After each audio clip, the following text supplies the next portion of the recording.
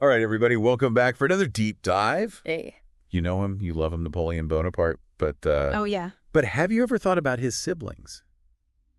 I mean, that's a great question, Yeah. right? Because we hear so much about Napoleon. Exactly. But what about the rest of the family? Yeah. Were they just riding his coattails, or did they have their own, paths and ambitions and all that? Well, Yeah. let's find out. Exactly. So we are diving into the Bonaparte siblings' rise and fall, and let me tell you, their stories Yeah. are just as juicy and interesting Oh, yeah. and dramatic as Definitely. Napoleon's own. So It's really something. buckle up. Let's Yeah. get into this. Well, you know what's so fascinating to me is just how much Napoleon's ambition really impacted his family, you know? Absolutely. It kind of propelled them to these new heights. Yeah. But then at the same time, it created all these conflicts and rivalries. I mean, Yeah. you could compare it to like a Shakespearean drama. Oh, for sure.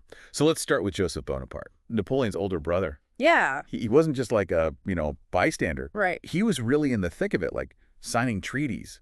He was even crowned the King of Spain. Oh, wow.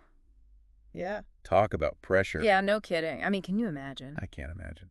Yeah. But that crown, that came with some thorns, let me tell you. Oh, totally. Joseph's reign coincided with the Peninsular War, Oh, right. which was a really brutal conflict against the British and Spanish forces. Yeah, that's a tough spot to be in. I mean, just imagine trying to govern a nation while your brother, the emperor, Right. is directing this huge war from afar. Yeah, I wouldn't want to be getting those phone calls, Yeah, like, what do you want me to do about this? Yeah, right. It's your mess. Exactly.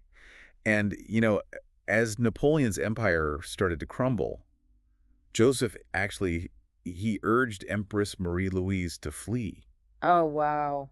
and then escape to the United States himself. He got out of there. That's a big move Yeah. for a king, you know what I mean? That's a big... Like, it really makes you think about the pressure Yeah. he must have been under. It really does. And, when you think about this exile and then you think about the other Bonapartes who Yeah. also fled it really shows you just how fragile power can be, That's a good point. even for people who seem to be right at the center of it. Right. Yeah, it can all disappear in an instant. Right. They were tied to Napoleon's fate, whether it was good or bad. Interesting. So while Joseph was, seeking refuge abroad, Yeah. his brother, Lucien, Oh, yeah.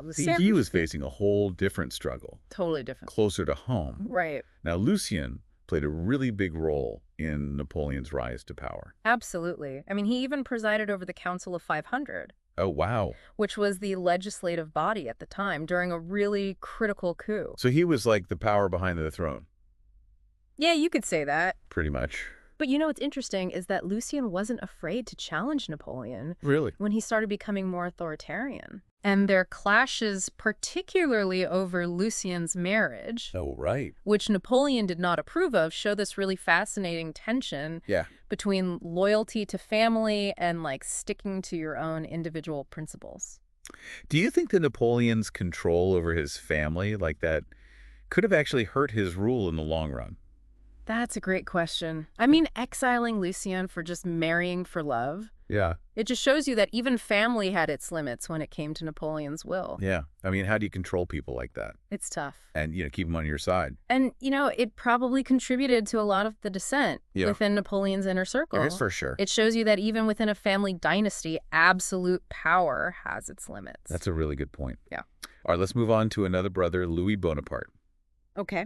Now, his story is really interesting because it offers a glimpse into the future of the Bonaparte legacy. Oh, yeah, absolutely. Louis was the father of Napoleon III, Oh, wow. who ended up ruling France later on. So the Bonaparte influence continued Yeah. even after Napoleon. Oh, yeah. It definitely extended beyond his lifetime. Wow. Louis himself, though, he seems like a more complex figure. Oh, really? He was made King of Holland, but then abdicated and kind of found solace in poetry. So he was a sensitive soul. Yeah, you could say that, but even in his abdication, Yeah. there were still these flickers of ambition. Oh, right. He actually tried to reclaim the throne after Napoleon fell. Couldn't stay away.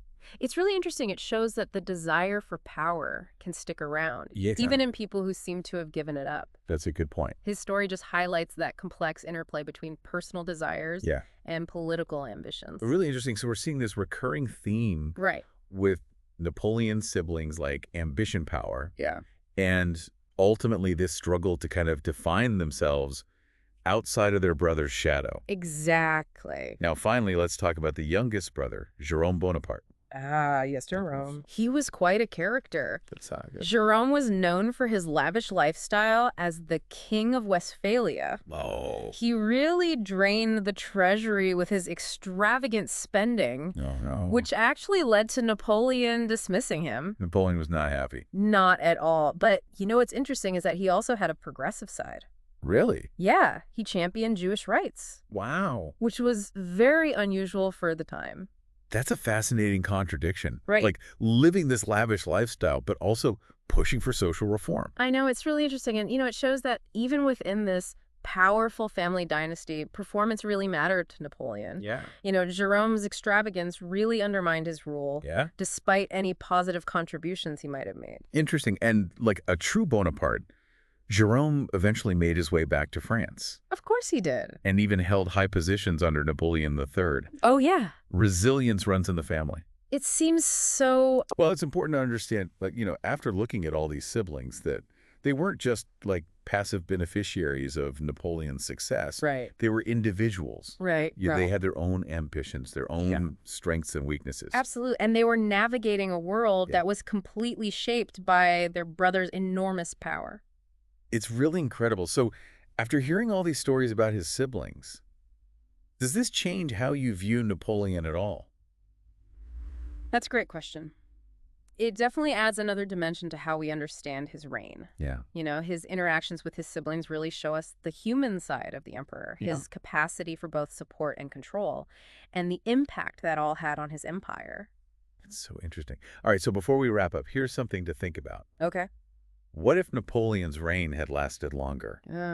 Would we remember his siblings differently? That's a great question. Or would their personalities and their choices have still ultimately determined their fates? That's a fascinating question.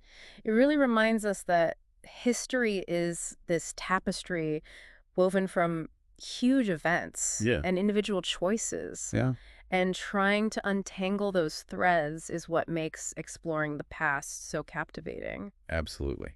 I encourage everyone to delve deeper into the world of the Bonapartes. You will not be disappointed. You won't regret it. Thanks for listening, everybody. Thanks for having me. And we'll see you next time. See you later. Bye.